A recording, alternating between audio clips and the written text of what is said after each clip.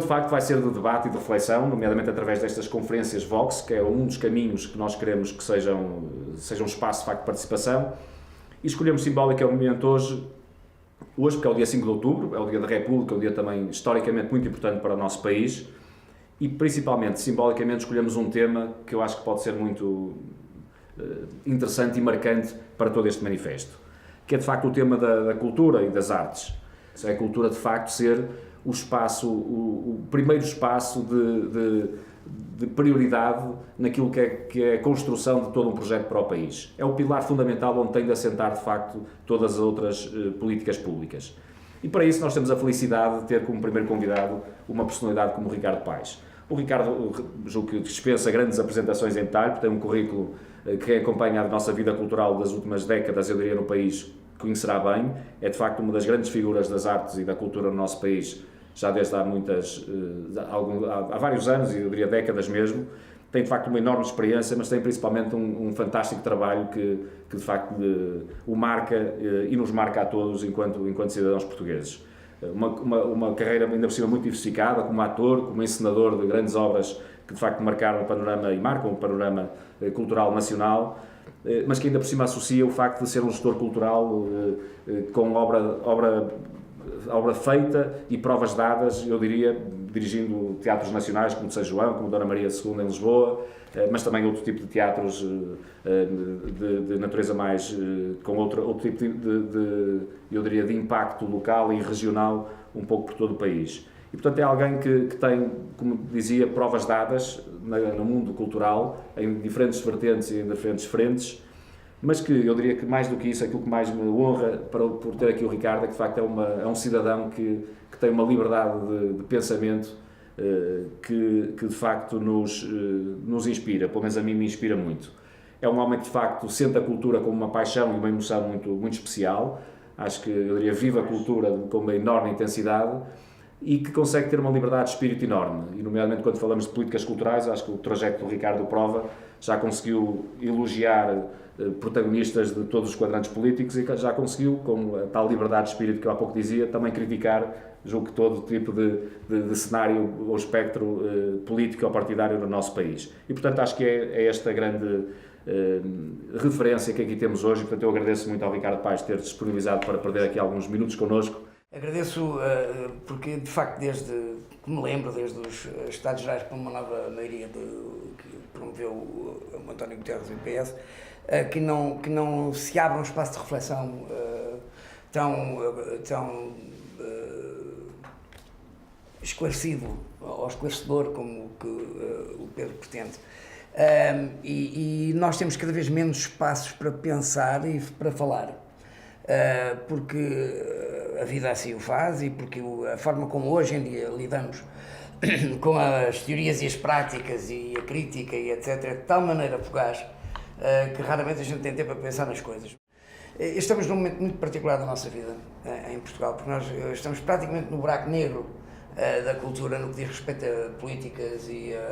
a políticas, basicamente. E, por outro lado, conviria a calcular que a excessiva abrangência do termo cultura, que desde os anos 80, mais ou menos, se começou a considerar tudo cultural, talvez por uma necessidade de qualificação geral, mas a excessiva abrangência desse termo acaba por nos tornar o falar de cultura às vezes um bocadinho enfadonho. No fundo, as pessoas falam pouco, ou falam sobretudo quando há escândalos ou contestações às políticas culturais. Porque ninguém realmente reflete sobre o que é ou pode ser a cultura e de qual a responsabilidade cada um de nós tem, e nomeadamente a que o Estado tem. Mas muito mais do que isso, o importante é que o que faz, o que dá espaço à cultura enquanto tal é o exercício das artes. É por um lado a noção da conservação do património, que é absolutamente determinante, conservação em todos os aspectos, funcionamento dos grandes equipamentos, nomeadamente os equipamentos de Estado, museus, teatros nacionais, etc., arquivos, Torre do Tombo, tudo isso, que deveriam ser já uma coisa assegurada à partida por qualquer o orçamento, e depois o apoio efetivo à criação artística, porque essa também é a criação de património. Nem que seja património imaterial, como de alguma forma acaba por ser, apesar de toda a capacidade de registro que hoje temos, por exemplo, o caso das artes cênicas, não é? Estes tempos de excesso de comunicação, de orgia de comunicação, vivem-se perigos muitíssimo graves, ao mesmo tempo que se vive também uma euforia bastante aceitável. Por um lado, nós temos acesso a qualquer coisa, à história de Rubens ou a parte das suas pinturas em qualquer momento no nosso telemóvel, é verdade. Por outro lado, sabemos que porque não há relação de todo entre a cultura e a escola, ou há uma relação muito precária entre a cultura e a escola, seja pelo ensino das artes, seja pela educação pela arte, de facto, o que nos sobra, na maior parte dos casos, é uma aparente atividade intelectual de cada um, uma aparente liberdade de dizer o que quer, um regresso à escrita de alguma maneira, mas sem olhar aos paradigmas que fizeram a história de cada uma destas coisas, da escrita, dos livros, do cinema, eventualmente das artes cênicas, etc. O discurso atrás de discurso político, não há uma menção da cultura. O que me atraiu imenso, aliás, no seu manifesto foi precisamente, ou no início do seu anúncio, foi precisamente o facto da cultura aparecer imediatamente como um ponto de referência, porque é exatamente o contrário do que está a acontecer com o discurso político nacional. Quando não se respeitam as artes, não se respeita a cultura. E, na realidade, o ensino artístico é mau. As artes estão normalmente ocupadas na sua própria sobrevivência e, ainda por cima, a maior parte da polémica que geram é a polémica em torno dos chamados subsídios, essa coisa repelente que se chama subsídios, que são, no fundo, deveriam ser chamados investimentos, porque não se compreende que o Estado ponha dinheiro à